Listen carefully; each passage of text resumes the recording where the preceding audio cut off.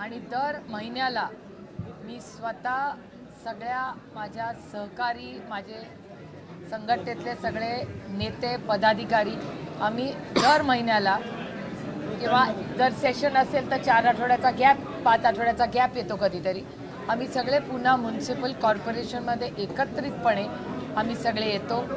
आम्ही आमचे मित्रपक्ष शिवसेना आणि काँग्रेस पक्षालाही आम्ही त्याची सगळ्याची माहिती देतो. त्यांनाही आमंत्रण असतं, त्यांना वेळ असेल तर त्यांनी यावं अशी आमची भूमिका असते. आणि सगळ्यांनी मिळून पुणेकरांचे प्रश्न हे मार्गी लावावे. आणि माझ्या ज्या भागाची लोकप्रतिनिधी म्हणून मी काम करते, बारामती लोकसभा मतदारसंघातला खडकवासल्याचा भाग जो पुणे शहरात येतो, त्याचा आढावा आणि एक उरलेल्या कामांची मागच्या वेळची कामं सांगितली त्याचा फॉलोअप, ॲक्शन टेकन रिपोर्ट हा घेण्यासाठी आम्ही सगळे एकत्रपणे येतो. रस्त्यावरती जे खड्डे पडलेले आहेत त्या संदर्भात आयुक्तांना काही सांगितलेलं आहे का? कारण खड्ड्यांचा त्रास पुणेकरांना जाणवतोय. 2 दिवसांपूर्वी आपण व्हिडिओ पाहिला असेल की एक पूर्ण माणूस जो आहे तो खड्ड्यामध्ये गेलेला पाहायला मिळाला. तर एवढा खड्डा रस्त्यांवरती पाहायला मिळतात, त्या संदर्भात काय चर्चा झाली, आयुक्तांनी काय सांगितलं? नाही, अनेक महत्त्वाच्या मुद्द्यांवर आम्ही जे महत्त्वाचे मुद्दे मांडले हे सगळ्यांची भावना होती. एक तर खड्डे, दुसरा कचरा डेपो फुरसुंगीचा, आजही तिथे आंदोलन चाललं आहे आणि असंख्य भागामध्ये शहरामध्ये आज कचरा पडू नये हे वास्तव आहे ह्या शहराचं. त्याच्यानंतर एक टॅक्सचा इश्यू आहे, जी नवीन गावं घेतली ते सगळ्यांना टॅक्स लावलेला आहे. माननीय अजितदादा असताना तुम्हाला आठवत असेल लोकसभेत विधानच्या सभेमध्ये त्याला स्टे दिला होता. त्याच्यानंतर विधानसभा झाली, यांची सत्ता आली महायुतीची, आणि मग त्याला पुन्हा एकदा थोडंसं एक्सटेन्शन दिलं होतं, पण आता कुठला निर्णय झालेला नाही. हा पूर्णपणे या गावांवर अन्याय आहे. तर आमची मागणी आहे की हा टॅक्स जसा अजितदादांनी असताना इलेक्शनच्या वेळेस दादांनी जो निर्णय घेतला होता तो तसाच ठेवावा अशी आमची मागणी आहे. याचं कारण असं की मूलभूत सुविधा ज्या देण्याचं कमिटमेंट पुन्हा म्युन्सिपल कॉर्पोरेशनने दिली होती ती पूर्ण झालेली नाही. त्याच्यानंतर रस्त्यानंतर उंडरीचा एक अतिशय गंभीर विषय आहे. उंडरीमध्ये बऱ्याच लोकांचं म्हणणं आहे तिथे पोल्युशन प्रचंड वाढलेलं आहे आणि त्याच्यामुळे त्याचा एक रिव्ह्यू वेगळा घेतला आहे आणि कमिशनरांनी आम्हाला शब्द दिला आहे ते स्वतः उंडरीला जातील. उंडरीत कचरा, पाणी आणि एअर पोल्युशन असे 3 अतिशय महत्त्वाचे प्रश्न आहेत. त्याच्यामुळे अनेक भागात पिण्याच्या पाण्याचा प्रश्न आहे. आणि एक महत्त्वाचा विषय आम्ही सगळे मिळून मांडला तो म्हणजे बावधनमध्ये तिथे एक केतकी ओढा आहे आणि त्या केतकी ओढ्यामध्ये संपूर्ण, आणि मी अतिशय मनापासून आभार मानते की त्या भागातले जे कॉर्पोरेटर आहेत, आम्ही पक्ष बघत नाही इथे आम्ही लोकप्रतिनिधी, इलेक्शनला लढाई झाली ती झाली. आता मी जाहीरपणे बारामती लोकसभा मतदारसंघातल्या अनेक भागातल्या या कॉर्पोरेटरचे मनपूर्वक आभार मानते की त्यांनी पक्ष बाजूला ठेवून आम्ही त्या भागासाठी एकत्र काम करतो. त्यामुळे तेही अनेक नगरसेवक आले होते वेगवेगळ्या पक्षाचे आणि आम्ही सगळ्यांनी मिळून मागणी केली की बावधनला केतकी ओढा जो आहे त्याच्यावर रस्ता बांधला गेला. आता दरवेळीच तिथे बावधनला फ्लडिंग होतं. आता तुम्ही मला सांगा, ओढा जर बंद झाला तर फ्लडिंग तर होणारच. हा रस्ता कोणी केला? आता कॉर्पोरेशन म्हणते PMRDAने केलं आहे, PMRDA म्हणते आम्ही विनंती केली की PMRDA असू दे किंवा कॉर्पोरेशन असू दे, ते दोन्ही सरकारचेच भाग आहे. त्याच्यामुळे आम्हाला हा बावधनचा जसा नाल्याचा प्रॉब्लेम आहे तशा अनेक पुण्याच्या भागांमध्ये आज जेव्हा फ्लडिंग होतं, तुम्ही सगळ्यांनी अतिशय चांगलं कव्हरेज सहकारनगरच्या भागांमध्ये दिलं, तिथे पण फ्लडिंग झालं. एकता नगरला पण मागच्या वर्षी फ्लडिंग झालं, याही वर्षी फ्लडिंग झालं एकता नगरला. त्या संपूर्ण भागामध्ये फ्लडिंग का होत आहे याचं कारण असं की या संपूर्ण भागामध्ये नाले बंद झालेले, तोच प्रॉब्लेम बावधनला येतोय.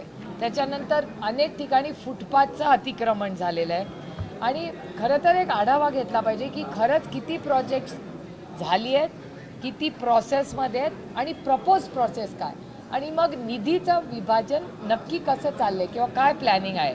आणि DSK विश्व, त्या DSKमध्ये म्हणजे धक्कादायक आहे, तुम्हालाही आश्चर्य वाटेल, कारण का महाराष्ट्र सरकार सातत्याने सांगत असतं की हे राज्य पॉवर सरप्लस आहे, म्हणजे वीज सरप्लस स्टेट आहे महाराष्ट्र.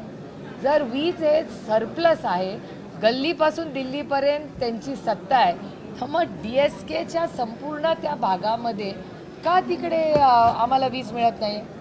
संपूर्ण भागामध्ये आणि दिवसातून एखादा दिवस चुकून जात असेल अर्धा तास, मी मान्य करू शकतो, काही टेक्निकल इश्यू असू शकतो, पण धायरी जे पुण्याचं अतिशय महत्त्वाचा फास्टेस्ट ग्रोईंग भाग आहे, त्या भागामध्ये लोक रितसर टॅक्स भरतात, तिथे विजेचा प्रॉब्लेम दररोज होतोय. सरप्लस शहरामध्ये राज्यामध्ये जर सरप्लस वीज आहे तर मग माझ्या धायरीच्या लोकांना वीज का मिळत नाही आहे याचं उत्तर महाराष्ट्र सरकारला आणि कॉर्पोरेशनला द्यावं लागेल. नाही ते थांबलंच पाहिजे ना, तातडीने थांबलं पाहिजे. उंडरीला तसाच प्रॉब्लेम आहे. उंडरीचा स्पेसिफिक ती सगळी टीम आली होती, सगळ्यांनी सुंदर सुंदर फ्लॅट्स घेतले कारण का त्यांना वाटलं मागे टेकडी आहे, त्याच्यामुळे लोकांनी फ्लॅट घेतले. आता या सगळ्या टेकड्या फोडायचं पाप सारखं चाललेलं आहे.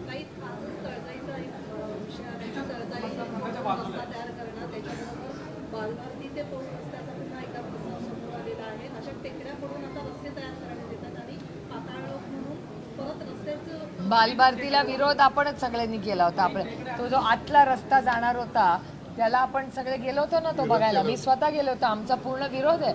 आमचं आम्ही विकास हा झालाच पाहिजे, आमचा आग्रह आहे, पण विकास आणि पर्यावरण या दोन्हीचा समतोल ठेवूनच विकास झाला पाहिजे.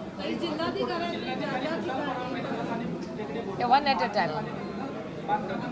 परमिशन देते जिल्हाधिकाऱ्यांकडून ज्या गोष्टींकडे पाहणी होत नाहीये आणि रितसर त्यांना परमिशन दिली जाते आणि टेकड्या फोडल्या जात आहेत.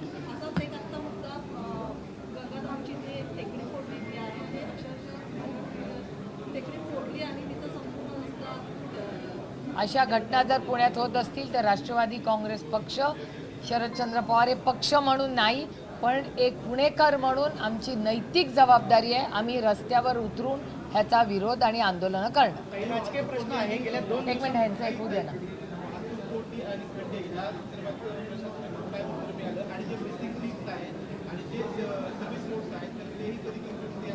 कालच आम्ही सांगत होतो वारजाच्या भागात आम्ही एवढा खटाटोप करून, हे टीमवर्क आहे, सगळे नगरसेवक सगळ्यांनी मिळून फॉलोअप घेऊन तो रस्ता लागला. आता एक 500 मीटर राहिला आहे, त्याच्यामुळे 2-2 तास ट्रॅफिक जॅम होतो. आता हेच जबाबदारी सरकारने घ्यायला लागेल ना. ते म्हणणार नॅशनल हायवे म्हणणे. आता नॅशनल हायवे आणि कॉर्पोरेशन दोन्ही सत्ता एकाच बाजूने, डबल इंजिनचं सरकार आहे ना. मग डबल इंजिनच्या सरकारमध्ये कामं का होत नाहीत?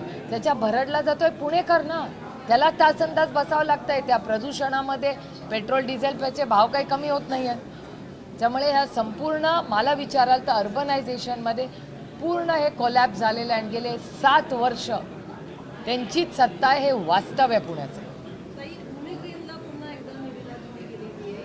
हीच पुणे ग्रीन जी आहे ती अँटनी टाटा कंपनीची आहे, जिथं मोशीचा अपघात झाला आहे, त्याच्यावर भिकारी बसली आणि त्याच कंपनीला परत आता महानगरपालिकेकडून पायघड्या घातल्या जात आहेत आणि त्यांना भिकारी कांचनचा प्रोजेक्ट दिला गेला.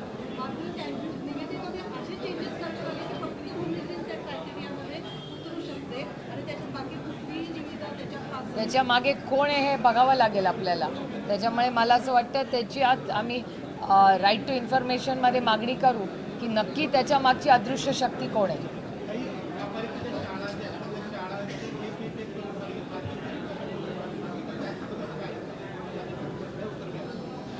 नाही, शाळांच्या बाबतीत मी स्वतःच माननीय मुख्यमंत्र्यांना एक पत्र लिहिलेलं आहे. मराठी शाळा संपूर्ण राज्यामध्ये अडचणीत आलेल्या आहेत आणि याच्यासाठी मराठी जगली पाहिजे आणि त्याच्यासाठी काय नियोजन महाराष्ट्र सरकार करेल किंवा जिथे शिक्षक नाही आहेत त्या रिक्त जागा तातडीने भरल्या पाहिजेत याच्यासाठी न्यू एज्युकेशन पॉलिसी या सरकारने आणली. पण त्या न्यू एज्युकेशन पॉलिसीमुळे कुठली क्रांती घडली आहे? उलट होतं तेच बरं होतं असं म्हणायची वेळ आलेली आहे. त्यामुळे दुर्दैव आहे की शिक्षणाच्या बाबतीत अतिशय उदासीन भूमिका या सरकारची राहिलेली आहे. आणि तुम्ही बघताय काल आणखीन एक पेपर फुटला, म्हणजे ते दिपकेंनी एवढी जबाबदारी घेतली आहे, ते तिकडे उतरले आहेत, लढतायत सर्वसामान्य मायबाप जनतेसाठी. हे किती आनंदाची गोष्ट आहे आणि मी त्याचं मनापासून स्वागत करते.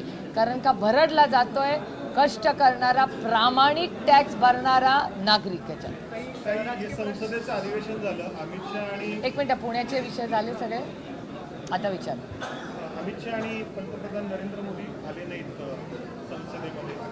आजच्या दिवशी आहे? नाही, आम्हाला खरं तर संसदेत आम्ही 1 महिना सगळे होतो आणि आमची एवढीच अपेक्षा होती की एक चांगली चर्चा व्हावी. 2 महत्त्वाच्या घटना या देशात झाल्यात. एक तर नीटच्या परीक्षेत झालेलं लिकेज, त्याच्यानंतरचं झालेलं जंतर मंतरचं आंदोलन आणि त्यात तिथल्या आपल्या मुलांवर झालेला हल्ला आणि पेलेट गन्स याची एक इन्क्वायरी स्वतः मी हाऊसमध्ये बोलले. तेव्हा याच्यावर SIT स्थापन करा आणि पारदर्शकपणे या देशाला सांगा की ऑर्डर कोणी दिली. या बाबतीत आम्हाला आश्चर्य वाटतंय की सरकारची कुठलीही सहकार्याची भूमिका नव्हती. आणि दुसरं, जो आपल्या सगळ्यांच्याच श्रद्धेचा विषय आहे, ज्या प्रभू श्रीराम ज्यांना आपण मर्यादा पुरुषोत्तम राम म्हणतो, अशा मर्यादा पुरुषोत्तम रामांच्या मंदिरात चंदा चोरी होते, हे धक्कादायक आहे. आणि त्याच्यामुळे म्हणजे आता मंदिरं पण सोडली नाहीत अशी भावना ही सर्वसामान्य मायबाप जनतेत आहेत. आणि त्याची इन्क्वायरी ही होईल तेव्हा होईल, पण व्हिडिओज पाहिलं ना, चोरी तर झालीच आहे ना. आणि त्याच्यावर चर्चा करायला का सरकार हो म्हणत नव्हती. आणि एक तुम्हाला सांगते मी की हाऊस चालणं, पार्लमेंट चालणं ही विरोधी पक्षाची जबाबदारी नसते, ती सत्ताधाऱ्यांची असते एका लोकशाहीमध्ये. त्याच्यामुळे दुर्दैव आहे की ह्या सगळ्या चर्चेमध्ये आम्ही प्रत्येक चर्चेला तयार होतो. या देशात 2च उत्तरं आम्ही मागतोय. एक की आपल्या मुलांवर पेलेट गनची ऑर्डर कोणी दिली, हा पहिला मुद्दा. आणि दुसरा, प्रभू श्रीराम मर्यादा पुरुषोत्तम रामांच्या मंदिरामध्ये चोरी कोणी केली आणि तो चंदा कुठे गेला, याचं उत्तर आम्हाला हवं. देशातल्या रेल्वे स्टेशन्सवरचे जे पाण्याचे नमुने आहेत त्याबद्दल एक कॅगचा अहवाल आलेला आहे. त्याच्यामध्ये महाराष्ट्रातलं, मुंबईतलं CSMT असेल, लोणावळा, कल्याण, भिवंडी इथल्या त्या पाण्यामध्ये ई कोलाई हा जीवाणू आढळला आहे, असं तो कॅगचा रिपोर्ट सांगतोय, जो दूषित आहे पाणी. हे अतिशय चिंताजनक आहे. मी ही बातमी सकाळी वर्तमानपत्रात वाचली आहे. मी माननीय अश्विनी वैष्णवजींना आज ट्विटही करते की याची त्यांनी सखोल इन्क्वायरी तातडीने लावली पाहिजे. काही राजकीय प्रश्न आहे. 2 दिवसांपासून पक्षाच्या बैठका सुरू आहेत, मात्र जयंत पाटील बैठकीला नाहीत, त्यामुळं बरीच चर्चा जी आहे ती केली जाते. त्या मीटिंगला जयंतराव नव्हते, त्या मीटिंगला राजेश टोपे नव्हते, त्या मीटिंगला अनिल देशमुख नव्हते, त्या मीटिंगला राजेश नव्हते, अनिल देशमुख नव्हते, निलेश लंके नव्हते, त्या मीटिंगला अजून कोण नव्हतं, बाळ्यामामा होते, त्या मीटिंगला अमोलदादा कोल्हे नव्हते, त्या मीटिंगला जितेंद्र आव्हाड नव्हते. असे खूप लोक त्या मीटिंगला नव्हते. त्यानंतर एक चर्चा आहे की साहेबांनी पक्षातल्या पदाधिकाऱ्यांना अशा सूचना दिल्या की भविष्य काळामध्ये सक्रिय व्हावं लागेल, जास्तीत जास्त तरुणांना संधी द्या, आपण विरोधी पक्षामध्ये आहोत, कोणताही संभ्रम घेऊ नका. साहेबांनी कुठलंही भाषण केलं नाही. तुमचा जो सूत्र आहे त्या सूत्रांनी चुकीची माहिती दिली आहे. साहेब 2 दिवस मीटिंगला होते, साहेबांनी एकही सूचना कधी दिली नाही. फक्त ऐकण्याची मीटिंग होती, बोलण्याची नाही. सूत्र बदला, तुमचा सूत्र चांगला नाही. मात्र त्या कधी झाली ऑफिशियली? त्यांची काय युतीचा अंतर्गत प्रश्न आहे, कोणी काय करायचं. माझी एवढीच विनंती आहे की या राज्यातले खड्डे बुजवा. आमच्या नीटचा पेपर हा फुटणार नाही. आमची मुलं फार कष्ट करतात. नाशिकमध्ये एवढा मोठा कुंभमेळा होतोय, त्याच्यावर रोज आरोप प्रत्यारोप भ्रष्टाचाराचे होत आहेत.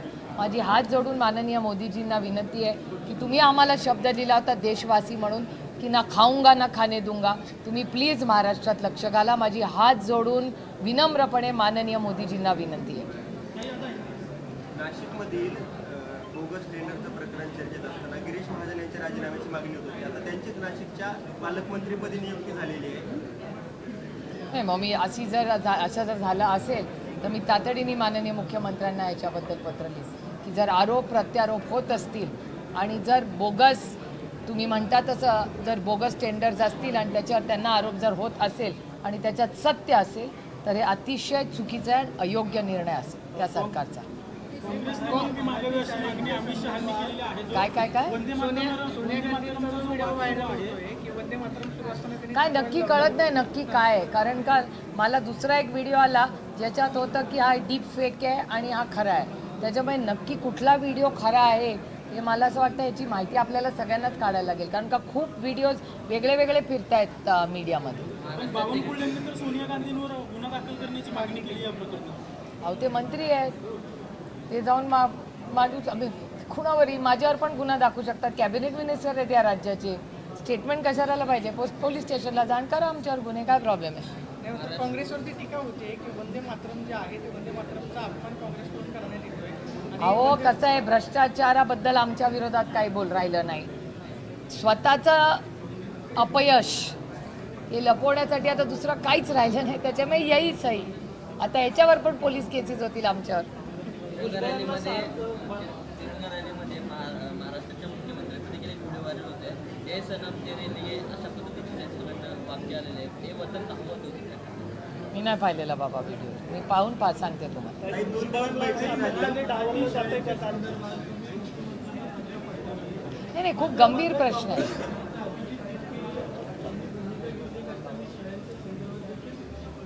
आम्ही त्याचं कुठल्याही आंदोलनाचा अर्थाचं स्वागतच करणार ना आम्ही.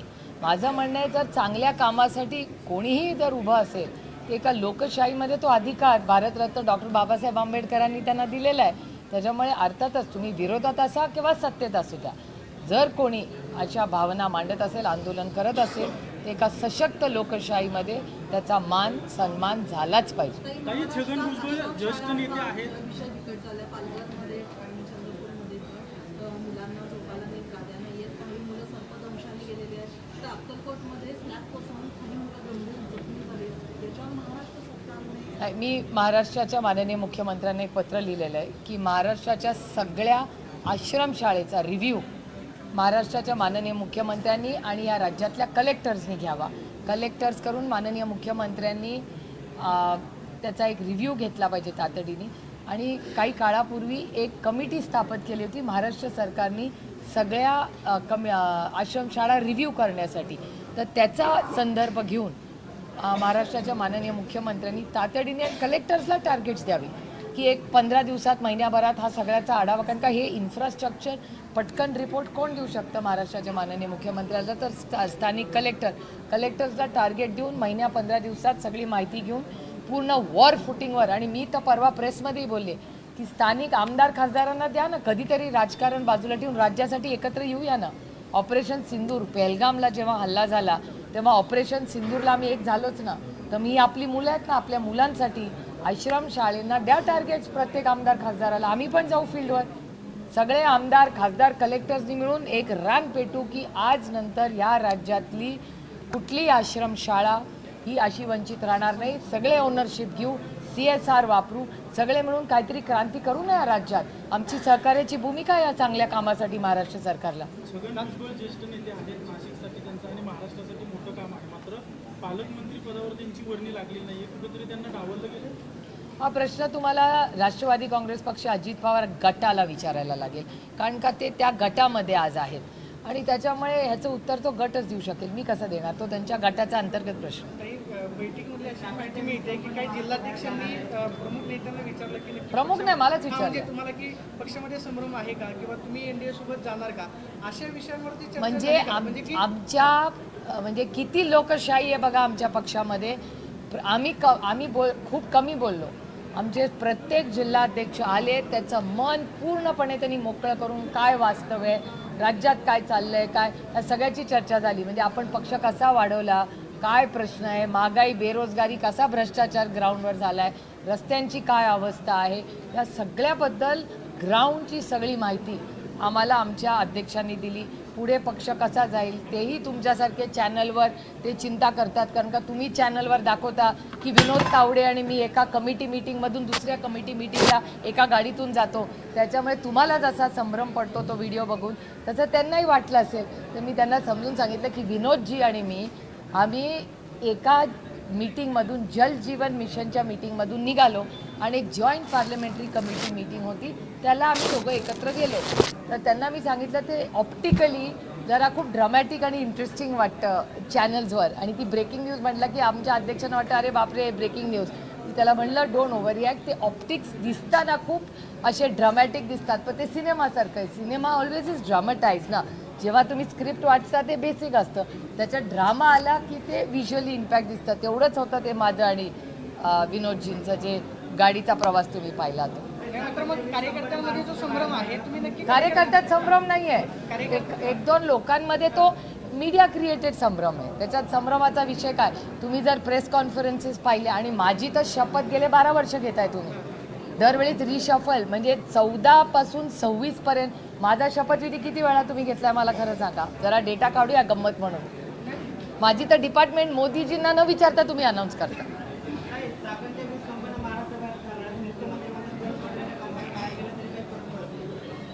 नाही, आज मला नाही असं वाटत. मी जे देवेंद्रजींचं स्टेटमेंट ऐकलं त्याच्यात मी वाचलेलं, तुमचं जर स्टेटमेंट असेल तर ते ऐकून मी त्याच्यावर नक्की रिॲक्शन देईन. पण मला जे माहिती आहे, जे स्टेटमेंट मी वर्तमानपत्रात वाचलं त्याच्यात ते असं म्हणाले की बऱ्याचशा कंपनीज अशा होत्या ज्या ऑपरेशनल नव्हत्या. माझं म्हणणं आहे त्या का ऑपरेशनल नव्हत्या. माझं एवढंच विचार आहे की इंडस्ट्री डिपार्टमेंट महाराष्ट्र सरकार करतंय काय. इंडस्ट्री डिपार्टमेंटच्या माध्यमातून रेड कार्पेट ट्रीटमेंट इन्व्हेस्टर्सला का दिली जात नाही. सगळी राज्य देत आहेत, तेलंगणा, कर्नाटका, पंजाब, आंध्र, ह्या सगळ्या राज्यांमध्ये, हे Uttar Pradesh for that matter. आमच्याकडे सगळा देशाचा डेटा येतो पार्लमेंटमध्ये. मग महाराष्ट्रामध्ये रेड कार्पेट इंडस्ट्री डिपार्टमेंट करतंय काय महाराष्ट्र सरकारमधलं. त्यांचा जॉबच आहे ना, म्हणून ते इंडस्ट्रीसाठीच डिपार्टमेंट आहे. तर इंडस्ट्री डिपार्टमेंटच इफेक्टिव्हली काम करत नसेल तर माझी विनंती आहे महाराष्ट्राच्या माननीय मुख्यमंत्र्यांना की ह्याची जबाबदारी आणि अकाउंटेबिलिटी तुम्हाला द्यावी लागेल. आणि राजाभाऊ वझेंचं तुम्ही पार्लमेंटमधलं उत्तर पाहिलं आहे, शॉकिंग आहे तो डेटा की महाराष्ट्रातले एवढे उद्योग बंद तरी होत आहेत किंवा बाहेर जात आहेत. हे पूर्णपणे इंडस्ट्री डिपार्टमेंटचं अपयश आहे. काही रिक्षा चालकांना आज मराठी बोलण्यासाठी अनिवार्य केलेलं आहे, त्याकडे कसं पाहतो. कुठल्याही राज्यात जेव्हा आपण राहतो एखादी भाषा आणखीन येणं ही आनंदाचीच गोष्ट आहे ना. आता आम्ही जेव्हा तामिळनाडूमध्ये जातो गोड वाटतं काहीतरी ऐकायला, आम्ही बेंगॉलला जातो तेव्हा गोड वाटते ती भाषा ऐकायला. आणि जर आपण त्या शहरात राज्यात राहत असो तर तिथली भाषा शिकायला काय कमीपणा, काय हरकत नाही ना भाषा शिकण्यासाठी. उलट कसं आहे, उलट तुम्ही विचार करा, त्यांचा जो प्रत्येक गिराईक येईल त्याच्याशी ते मराठीत बोलतील, त्यांनाच त्याचा उपयोग होईल ना. कारण का कस्टमर इज किंग. तर कस्टमर किंग आहे. कस्टमरला आणखीन चांगली जर सर्व्हिस मिळणार असेल तर 2 पैसे त्यांना पण जास्त मिळतील. त्याचं उलट स्वागत आपण सगळ्यांनी केलं पाहिजे. ताई, पंतप्रधान परवा दिवशी 15 ऑगस्टच्या भाषणात म्हटलं की दिमागी नक्षलपासून सावध राहिलं पाहिजे.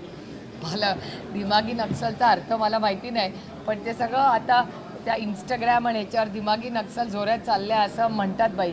मगाशी कोणीतरी मला खाली भेटलं ते सांगत होते, पण दिमागी नक्षलचा अर्थ मला माहिती नाही. म्हणजे काय माननीय प्रधानमंत्र्यांना म्हणायचं होतं, त्याच्या सरकारलाच त्याचा विचारावं लागेल काय नवीन वर्ड कॉइन केलं ते.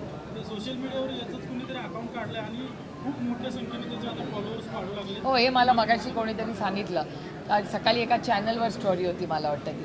पण हे खरंच आहे, दिमागी नक्षलचा अर्थ मला तरी माहिती नाही. नक्षलवाद मला माहिती आहे, पण दिमागी नक्षल मला वाटतं माननीय प्रधानमंत्र्याच्याच ऑफिसमधून क्लॅरिफिकेशन आलं तर आपल्याला कळेल की नक्की काय.